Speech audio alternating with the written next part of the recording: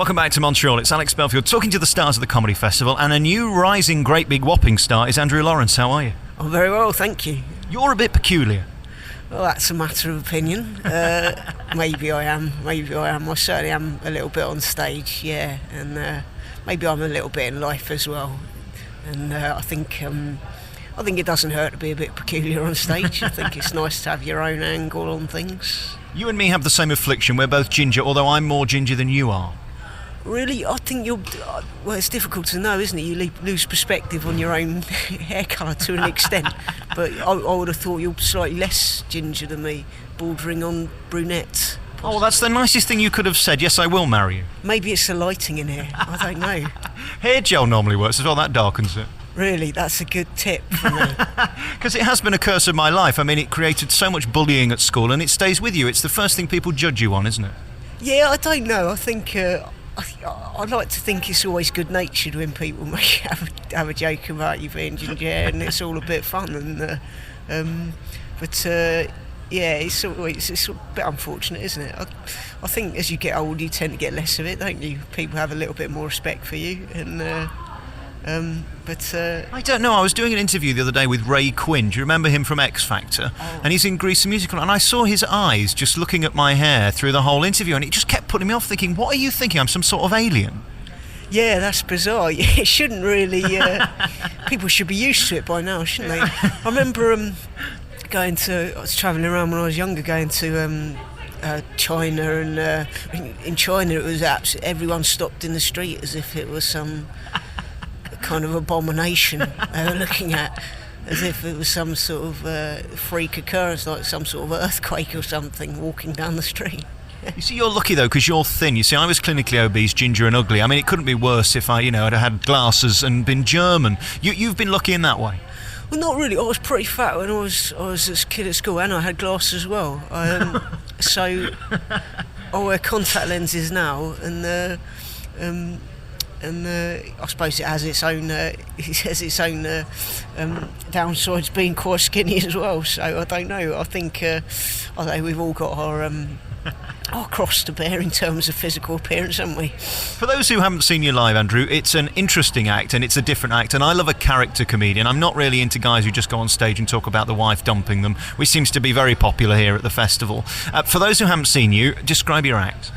Well, it's unfortunate that you like the character act, because it's less of that these days. I started off being more character based 4 or 5 years ago, and then I kind of gradually became more of myself. But I've got no real jokes about my wife leaving me, so at least that's a plus, hopefully. But I think there's a lot more of myself on stage now, really. And when I say a character act, what I mean is you're not normal and you're not average. There's something a bit odd about you, in the same way that Gina Yashere is an act. I mean, she's just a bigger person than herself, and you're the same, aren't you? I mean, you play on your oddities. Yeah, well, I wouldn't like to think about it too much. I wouldn't like to imagine people sitting in the audience thinking, he can't be like that in real life. That must be a character. It's genuinely me. And this isn't going down very well, is it? I'm making you out to be some freak, and I don't mean to, because you're a nice person. I don't mean it in that way. I don't mind.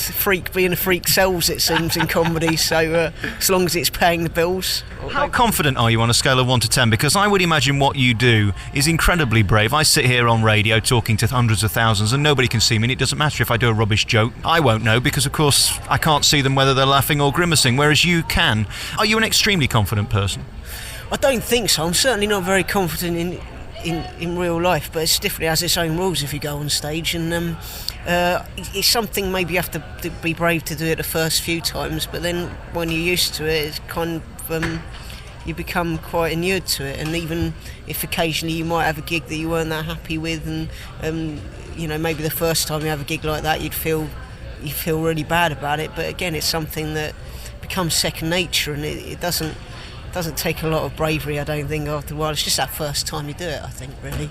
Do you ever wonder why you've made it to this level at the Montreal Comedy Festival and so many don't? There's just a load of people touring comedy clubs week in, week out who never seem to go anywhere, yet you've kind of stuck out and become bigger and better than the rest to be invited. Do you ever wonder why? It's money. I've paid them. No, my agent probably got a good agent. I don't know. I think I think I do my own thing on stage, and it maybe possibly stands out a little bit, and it's different from a lot of people are used to. There's a lot of homogenous comedy out there. I mean, as you're saying, a lot of acts here you've seen doing their kind of wife leaving the material, and it's the same in the UK. A lot of acts do the same sort of material because it's what works and what's safe in a club setting. But I think if you do your own thing and you do what's a bit more kind of natural and personal to you, you come across as more distinctive, and maybe that's why I'm kind of over here, because I'm doing something a little bit different. But how old are you now? I'm 29. I'm getting on a bit, really. I feel like getting on a bit. I probably sound a bit kind of crass to someone who's 40 or 50 or something, but I do feel I'm dreading the old 3-0. Are you really dreading it? No, a little bit. It's one of those things where you get 30 and you look back at perspective and think, well, what have I really achieved? And so far, is it time to start again and throw in the towel and start again doing something different? So kind of, it's one of those points in your life, isn't it? You think it's now or never. I've got to change. If I make some changes, I've got to do it now. I suppose it's a question of what you regard as successful. I mean, I wonder whether at this point you think you're successful being here, or whether this is just luck. At what point will you feel you've made it? I probably feel I've made it when I'm no longer living in a one-bedroom rented ex-council flat just outside Rickmansworth with a severe damp problem and driving around in a battered 12-year-old purple Toyota Corolla. Then I'll probably think I've made it. But until then, yeah, I think I'm having fun. I'm doing something I enjoy. Oh dear, we've got trouble. Very good set last night. Oh, thank you. It was really fun. I hadn't seen you do like a short set like that. It's good. Is he any good? Because I haven't seen him. No, it was really good. It was like properly good. It was kind of lots of American acts. You know what? Some of which were good, some of which not so much. And you came on, it was a really kind of a different feel. I think you're being generous there, but thank you anyway. Yeah, I'm being quite generous. No, it was good. It was good. I thought the voice was kind of. It was like if Lee Evans had a really awful childhood. Is that a bad review? I've got two questions for you. We've just been having the discussion: who's more ginger, me or him? He's more ginger, because you're sort of. I mean, you're horrible to look at, but he's got the paler sort of skin. He looks as if you turned a light on, he'd get cancer. Yeah, imagine taking pride in that. You disgust me. And my second question is, I've been begging your agent to get just 4 minutes with you during this trip. Would you be willing to talk to me after Andrew for just 4 minutes? No, I'm going to Expectations for breakfast. Yeah, I'll maybe do it in a bit, yeah. All right, Jimmy. Jimmy Carr there, interrupting your interview. I think that's incredibly rude, don't you? I can't believe how skinny he is. I think he looks... He was fat, and he still looks a little bit fat on television, but now he's literally almost Ethiopian.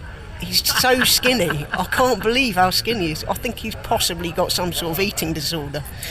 Thank you, Andrew, for talking to me. You're a true great, and to have somebody like Jimmy even know you must be a thrill. I've been totally upstaged because he came along and he was actually funny and he made some jokes. It's not usual that Jimmy is funny, is it really? I've learned from the master there. He's come along and made a few jokes off the cuff there, and I've been given the interview and said absolutely nothing amusing. You've done tremendously well. Thank you for talking to me, Andrew Lawrence. Have you got a website so people can find you? Yeah, it's old. It hasn't been updated for a while, but you can have a look at it. It's www.andrewlawrencecomedy.co.uk.